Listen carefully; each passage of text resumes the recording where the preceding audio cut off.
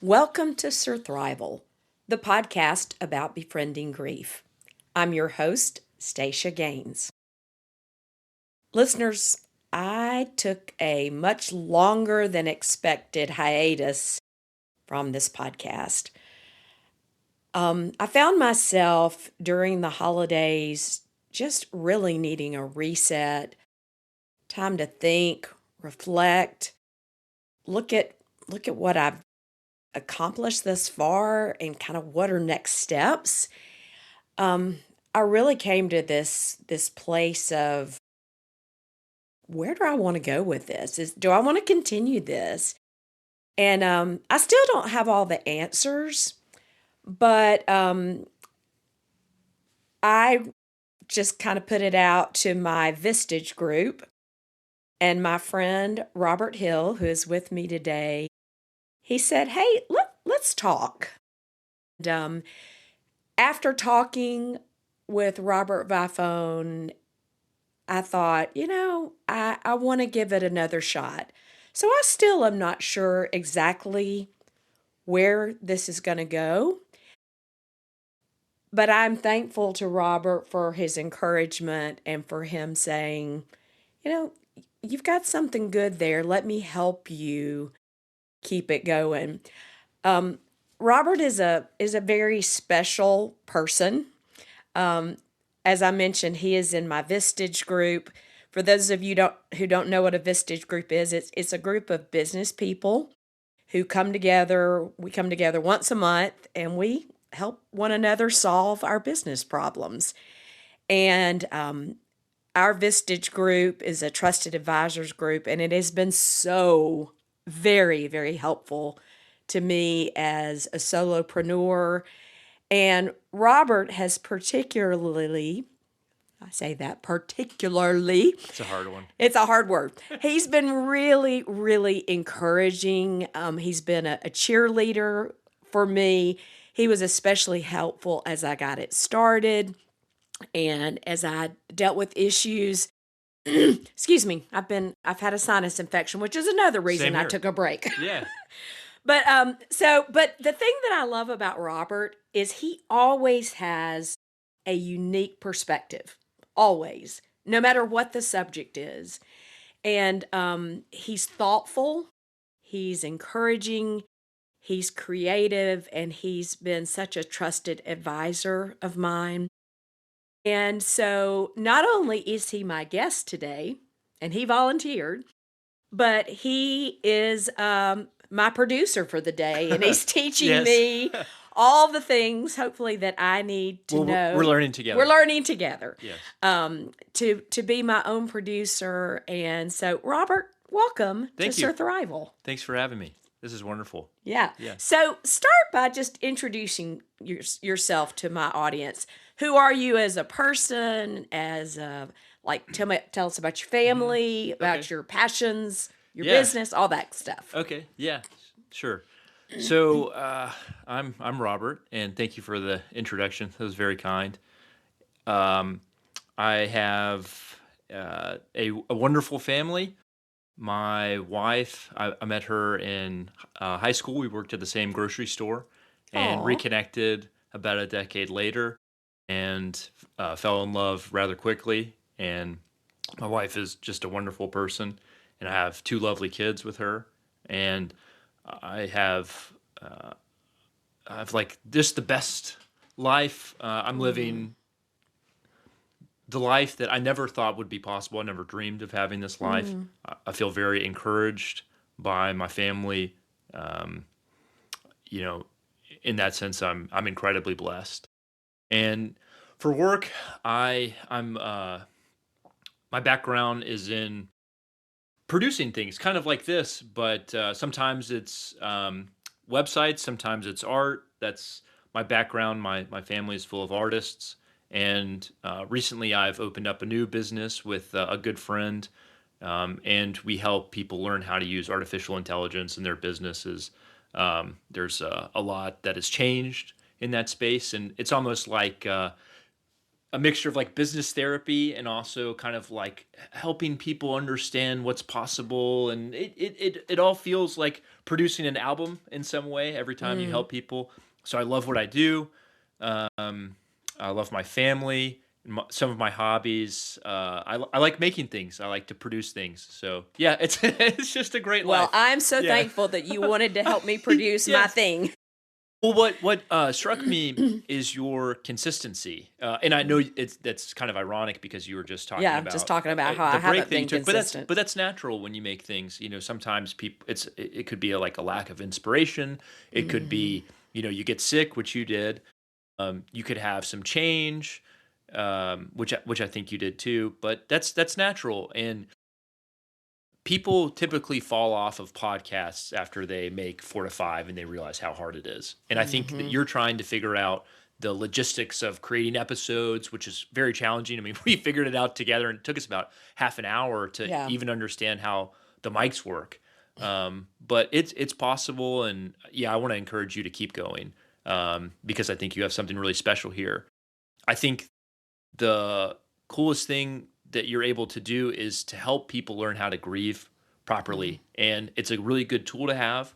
Yeah, I'm sure we'll get into it, but when my first parent died, I was not able to grieve properly, and you giving people that tool and helping them prepare for grief or help them learn how to grieve better after they're responding to a death is Mm. wonderful. It's like a branch of self help that I never thought about, and I Hmm. think that this podcast could really grow, and I'm excited to be here with you. And Mm. I'm really proud of you for sticking with it, and for us even doing this. This is this is wonderful. Well, as I said, you've been such a big encourager. Like when we met for coffee that first time months ago, you said something that has stuck with me. You said, "I really think you could have a top, was it 200 Uh, podcast, 100 podcast?" yeah, I was like, "Really?" yeah, And I think when you start something new and you're trying something new, which everything about podcasting has been new to me, um, like to have somebody come alongside you and encourage you and say, "You're really good at this." I mean, it was critical to hmm me to have your encouragement that day. yeah. Oh yeah, yeah. You're a great host. I think that you've got a really good knack for storytelling and for finding pulling the strings, and interviewing people and getting the best out of them. So I think you have a lot of natural talent, probably a lot of learned talent too, and you'll just keep getting better. It's Yeah. wonderful. I cringe sometimes when I listen to some of those early episodes Yes, because I've yeah, learned a lot. I understand. Yeah. Yeah, Um, all right, well, let's get to your story. You have a tale of two griefs. I think you lost. Did you lose your dad first, or was it your stepdad yeah. I first? lost my stepfather first, and then I Okay. lost my dad. All right. Talk about that first loss of your stepfather, and start with maybe kind of what the relationship with him was like and how Mhm. you grieved that loss. Okay, so but okay, before I get started explaining my relationship with my stepfather, I'd like to make something clear to the audience, and that I had Yes. parents who loved me. In that way, I had a really wonderful childhood. Yeah. I might talk about things that happened and that, some of the flaws of my parents, but I have my flaws too. I don't blame them for their uh, things that they did wrong. Everybody was trying to do the best they can. So Yeah. anyway, I don't feel Yeah. sorry for Yeah. myself. All right. Gotcha. Um, although I used to, and I'm just trying to get better at that now. Yeah. Right. Yeah. Um, and so, growing up, my parents were divorced, and my mom was constantly, not constantly, she was, she wanted to share her life with somebody. She was trying to find a life partner. And so, the pivoting from this boyfriend to the next boyfriend was challenging. And then when my stepdad, Phil, when he came to the scene, I kind of expected the same rhythm. Okay, well, we'll see how long this lasts. But to my surprise, he married my mom about a year after they started dating. And he built this really wonderful foundation for my family. Hmm. And we were able to move to a different school system. That school system allowed me to build wonderful friendships that I still have. It allowed me to get an education in uh, video production, which I used to jumpstart my career. So my stepfather really created a wonderful foundation for me. And our personal relationship, it was kind of that usual stepdad relationship when the son is entering Mm. or the stepson's entering the teenage years. Although I would like to think that I was pretty kind to him because he was exceptionally kind to me. He was very patient. He never missed any of my sporting events, but he also understood that he had a different role than my mom and my dad. Mhm. But he filled it brilliantly. He was a really good man. He had a really good sense of humor. Hmm. Um, and I really admired him so much. And how old were you when he entered the picture? I was about 10 to Okay. 11. Yeah. So that age where, like, Oh, you're starting to having another rebel. father figures Uh-huh. is Yeah. is important, Yeah. but maybe a little bit hard. Yeah. It's like, I remember like, 10 was when you're like, oh man, my parents aren't as cool as I thought they were because, you up until 10, you're like, My parents are the best. I know Yes. the answer to everything. We always hang out and have the best time." And then, yeah, 10, it's like, "Why is mom wrong about everything and dad doesn't How did she get understand me?" so Yeah, stupid? yeah, yeah. Hey, where did that come from? Yeah, she was so smart, and then it's just Just like, yeah, overnight. yeah, yeah. And, so, I mean, imagine walking into that. Yeah. Yeah. Like, he must have been really brave. And do you have any siblings? No. Oh, yeah, that's another thing. Okay. Yeah, no, I'm an only child. So Okay. at least that could probably be a good thing for him. But yeah, I was probably a lot to handle anyway. Yeah.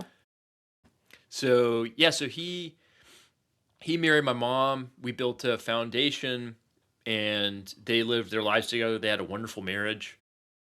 They made lots of friends together. They would go traveling, and they moved to New Mexico about 2015.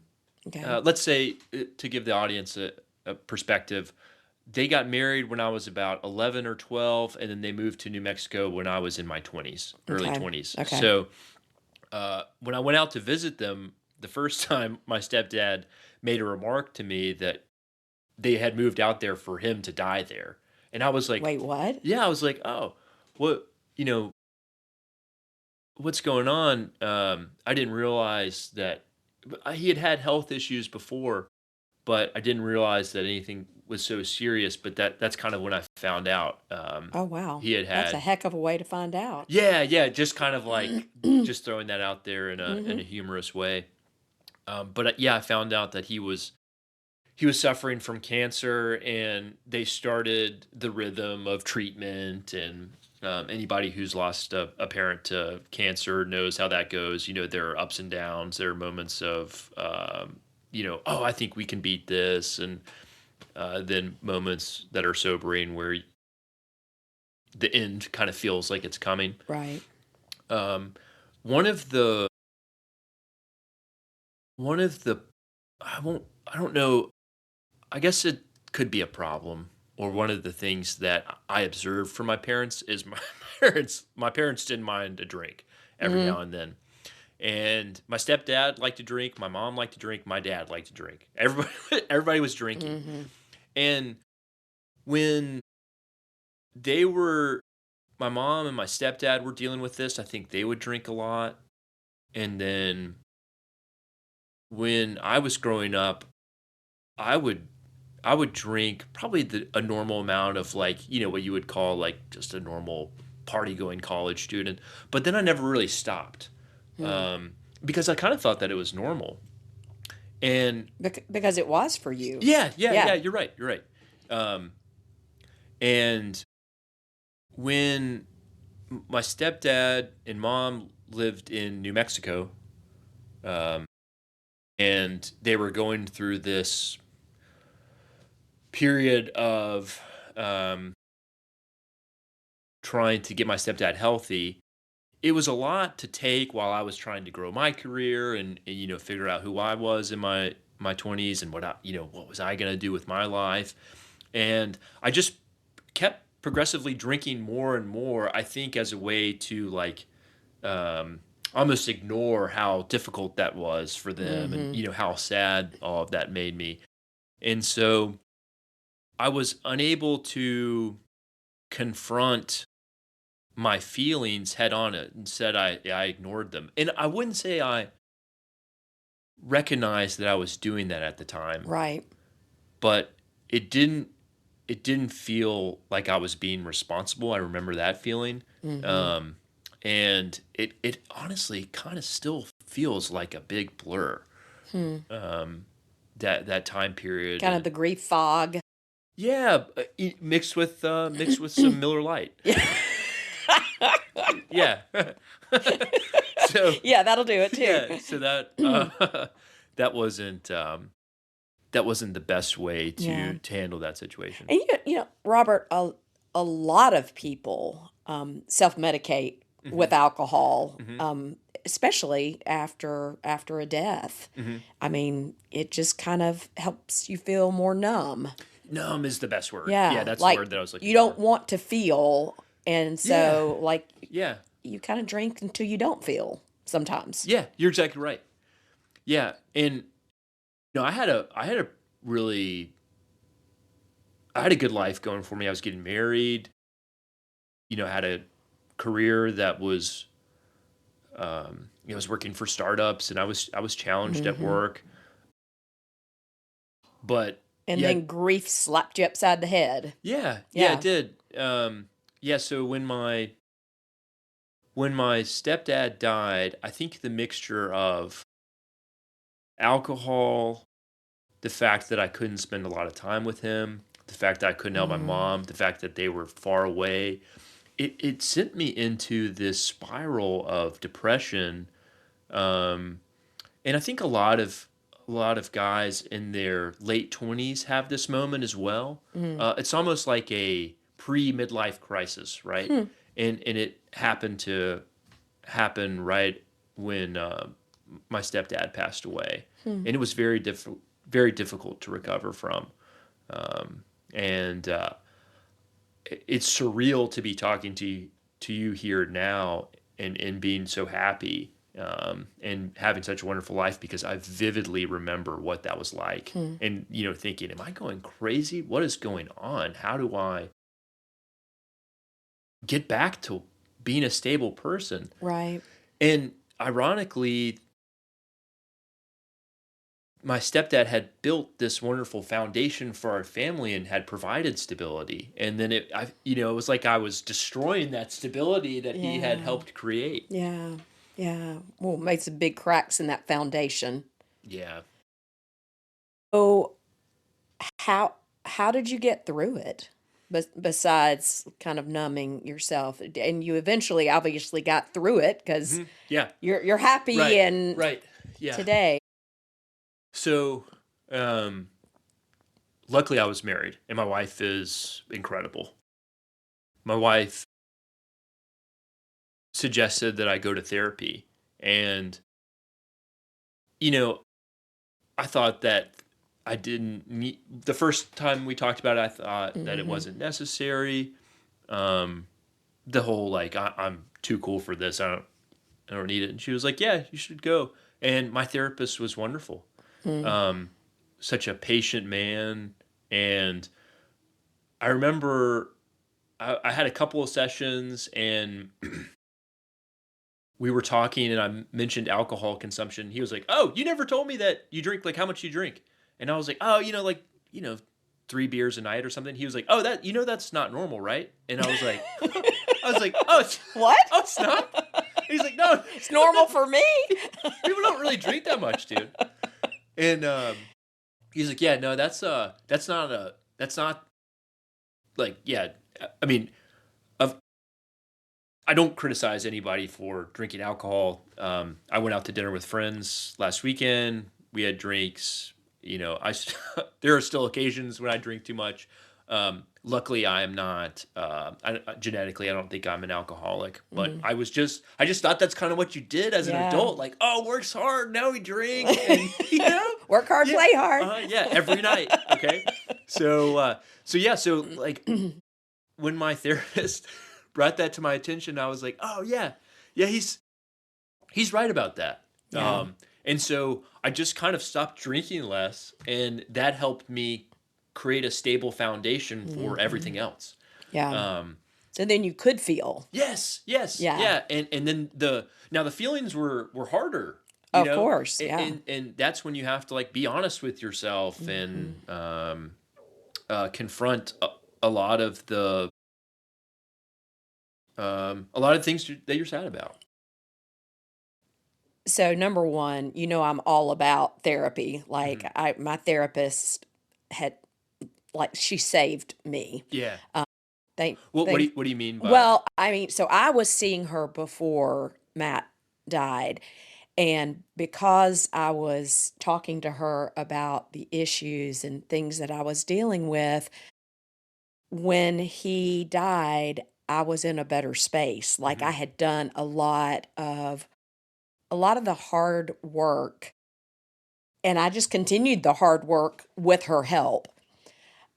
So I kind of laugh, but I really believe that almost every human being would benefit from therapy. I agree. Yeah, no, Because life I is think it should. hard, not because we're Oh, all weak and needy, but life is hard, yeah. and it's just really helpful One to of have someone come alongside and say, "Hey, yeah. here's some, this is Even not normal," even when or things are going well, and yeah. just having somebody be honest with you, and they're incentivized to.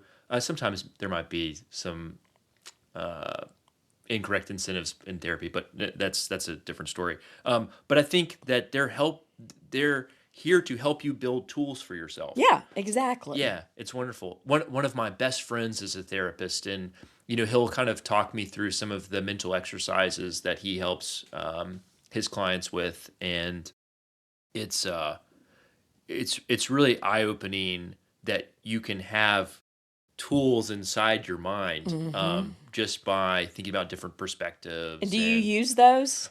when he'll tell me some of the tools, I'll be able to like think about them real time, and then I'm like, oh yeah, that makes sense. Like he was talking about one tool that he'll talk to clients about is like try to look at yourself from the perspective of the ceiling, and then Hmm. look at another person from the perspective of the ceiling. And I think it's a way to help you really imagine other people's perspective, and kind of Hmm. once you can do that, then the progression is the ability to look at other people's perspectives, maybe not from the ceiling, and not something that abstract, but like their real perspective in things. Yeah. Yeah, so anyway, I'm a big believer in therapy.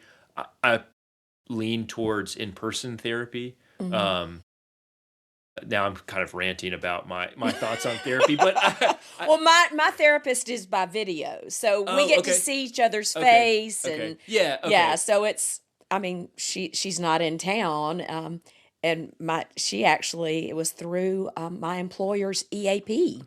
So if you're a person and you're working for a company and they have an employee assistance program, most of the time it's free, and yeah, So you've never met your therapist in person, never. but y'all are Mm-mm. so it's so But I close. see her Yeah. every 2 weeks, like, we talk, and I always have something, and she brings a fresh perspective, and she knows me, she knows my stories, she knows where I tend to fall sometimes, Hmm. how I'm hard on myself, and she'll say, "I think you're being hard on Yeah, you yourself." are pretty hard on I yourself. am, I Yeah, totally am, yeah. yeah. Why do you think that is? Maybe firstborn child, Oh, how many um, siblings do you have? 1. So I have a Okay. younger brother. I don't know, like, I've always been really hard on myself. Like, when I make a mistake, it's really hard for me to recover.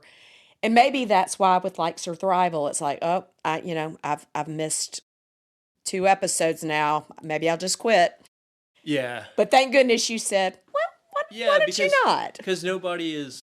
you Nobody's know, perfect. yeah, nobody's perfect. The audience forgives you if they like the content, and Yeah. they understand that around the holidays it's going to be tough Yeah. for you. Yeah. Well, I thank you for getting me back in front of the microphone. Yeah. Oh, we were talking about the uh how I recovered out of the depression, Yeah. and I think therapy, not drinking as much. We're gonna see if we're still recording here. Let's see. Stacia's gonna type in her password here. I'm gonna tell you guys what it is. All right, it's PASSWORD. All right, we're still recording. All right. All right. So yeah, therapy, not drinking, going on walks and being Mm, more active. yes. That I, was a big one for me also. I Still spend so is. much time on the computer, and I can get so deep into my work Mm-hmm. that I won't get to spend enough time outside. Yeah. That was really Yeah. It's helpful. restorative, isn't it? Yeah.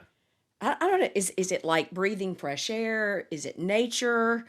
Is it All of the all above. like actually moving your Yeah, I body? think it's All all of those that, right? things. Yeah. Yeah. Yeah, it definitely feels better to run or walk outside than it does inside on a treadmill or a track. Oh, for Yeah. I, sure. I prefer to run where there are a lot of trees. I prefer never to run, but I do Okay. like being outside. Yes, okay. Yeah. Um, but I really have to give the credit for my recovery to my wife, because I think back and I'm Mm, like, dude, what if I had not been married? I don't think that yeah. I would have gone and sought out therapy. And, Mm-hmm. based on what you were saying, I thought Mm-hmm. drinking was totally normal. I probably would have still been on that path. But, Hmm. my wife helping me out really Mm. uh, helped me get to where I am now. So Yeah. I love you. Thank you if you're listening. Out to Yes. Robert's wife. Yes. Okay. Grief number two. Yeah. Okay. So happened pretty close together. Oh, really? Okay. My stepdad died in 2018. My dad died in 2020. And Mm. oh man,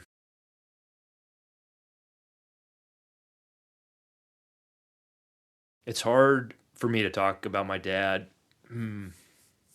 and think about the memories. You can probably hear in my voice, but um, man, uh, this you know, this is not to say that this is not to minimize my relationship I have with my stepdad, because my stepdad was a wonderful man, and he provided a foundation. He was an awesome husband to my mom.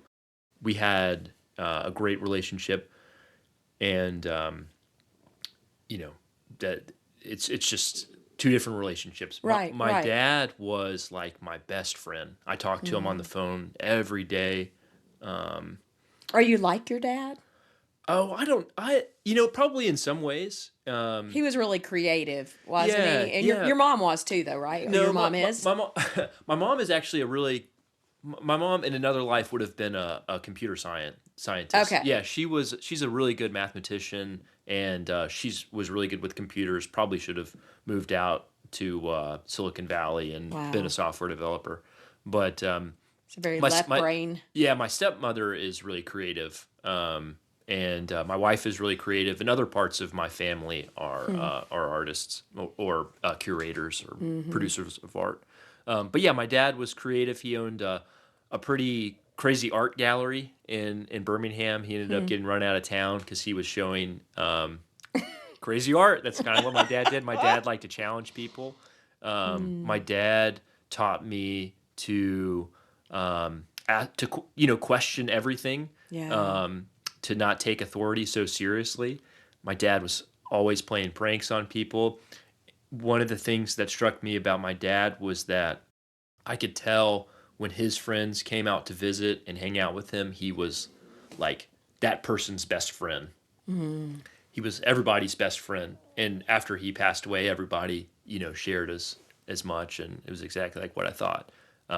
Yeah, he was just an unbelievable person. He was, he had, he had his own demons. in the best way. But yeah, he was a miraculous human being. R- Larger than life? Yeah, to Yeah. me, and I guess to a lot of other Yeah. people. But one of the craziest things is my dad was not by how our society measures success. He was not a successful person. Mm. He didn't believe in money. He hated money. Hmm. Um, he was against making money, which sort of prevents you from creating things because money is how we exchange value and how it's like the medium of exchange and I was able to pick that up as a kid, but my dad was not. um, so I don't have a lot to show for it as far as finances, but to me he Mm. was like a wonderful creator and successful in Mhm. that way. Mm. So, tell me about his death. So my stepmother and my dad believed that he was poisoned, actually. He went up to go protest the North Dakota pipeline. You remember that in Yeah. 2016? And he was a part of the Veterans for Clean Water protest. I'm not exactly sure what the organization was, but yeah, he went up to North Dakota in the middle of the winter and told me that there was a mist sprayed on him and some of the other Hmm. veterans and Native Americans who were protesting. I tried to research this a little bit, and it's not conclusive if that happened or. I mean, they were there and they said it did, so I tend to believe them. Um, but I also don't want to accuse the people who are responsible for the other side of that protest for Right. for poisoning him. I'm not saying that it definitely happened. Okay, please don't sue me. I'm just saying that's what they said. Um, but yeah, he developed cancer as well, Hmm. and uh, would try to would try to take aggressive treatments because the year that he died, my wife and I found out that we were going to have our first daughter, and so my dad was really Mm. it's again it's hard for me to talk about because he was so close to meeting my daughter Claire. Hmm. Um, he tried to take an aggressive treatment, and his health turned south rapidly, and he was he had a really good sense of humor about it, but he just I think he started taking the treatments. Oh man, was it summer of 2020? And then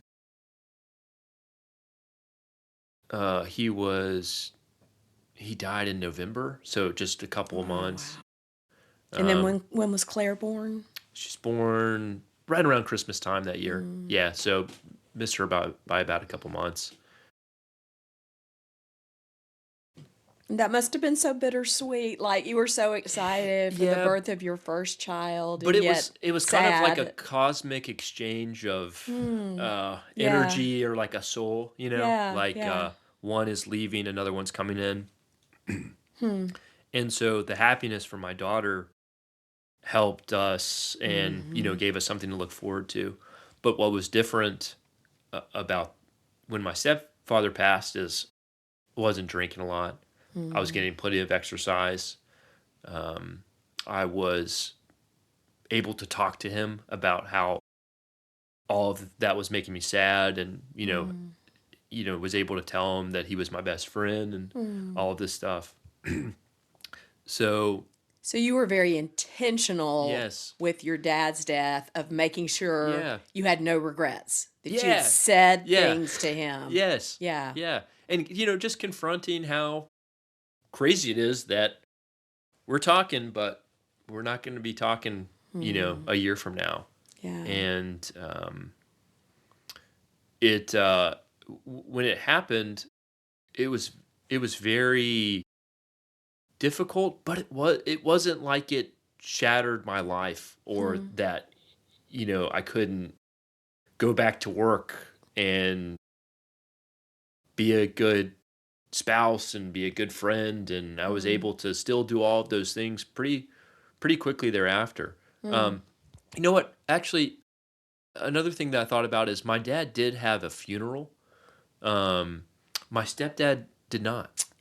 So I So bet that would have it was an been opportunity helpful. for closure and to celebrate Yeah, his life and right. yeah.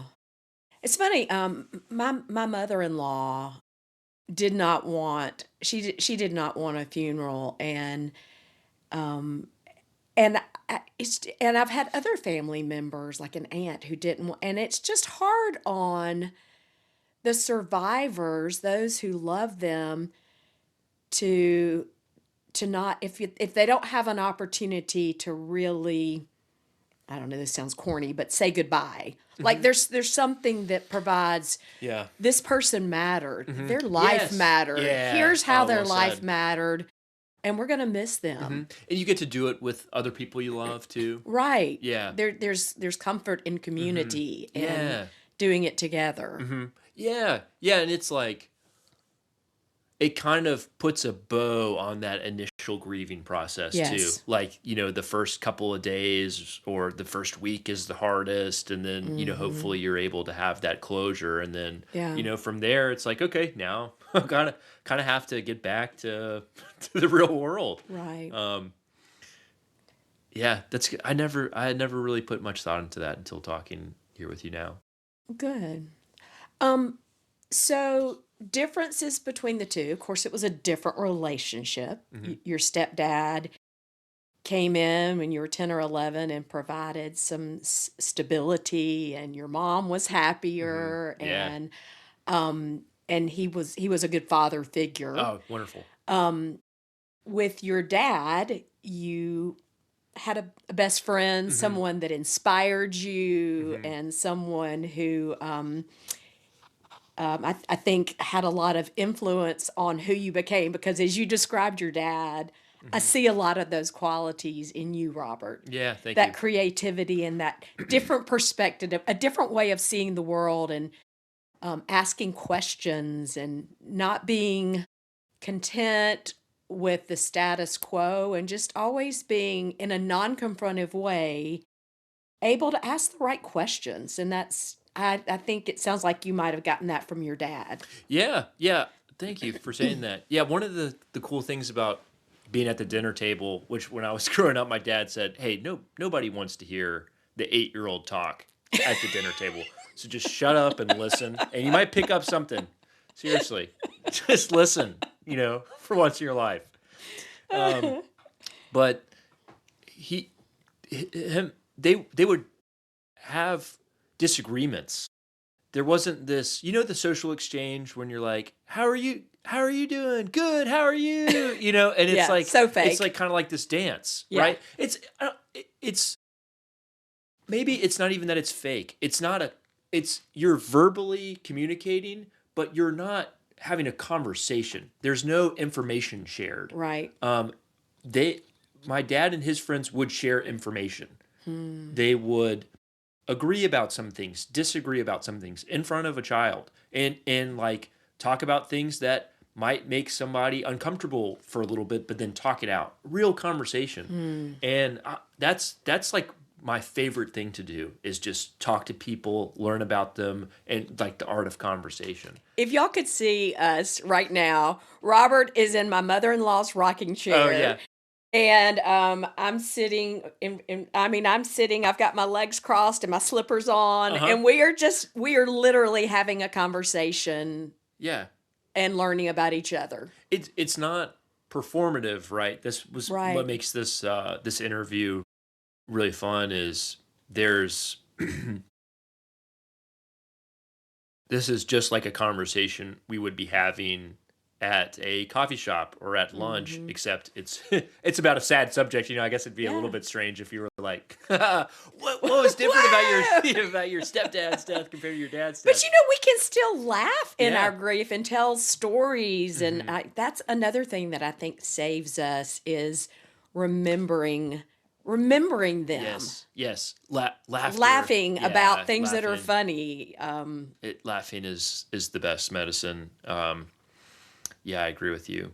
This has been a wonderful experience. Well, I'm so thankful. I'm so thankful that you said, I think I think you should interview me and I'll help you. Uh huh.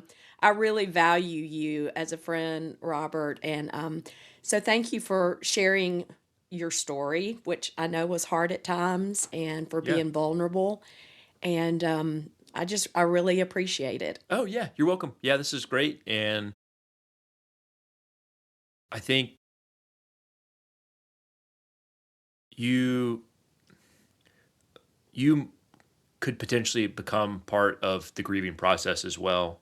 I think people listening to episodes that you've had and will continue to make will be really helpful, and hopefully more people are encouraged to ask you if they can come on and Yeah. talk about their loved ones. But I think you've got a wonderful thing going. I know it's going to be hard to talk about this for a lot of people, but Stacya's just, you couldn't ask for a better host. Oh, thank you. Yeah. Well, thank you, listeners, for sticking with me.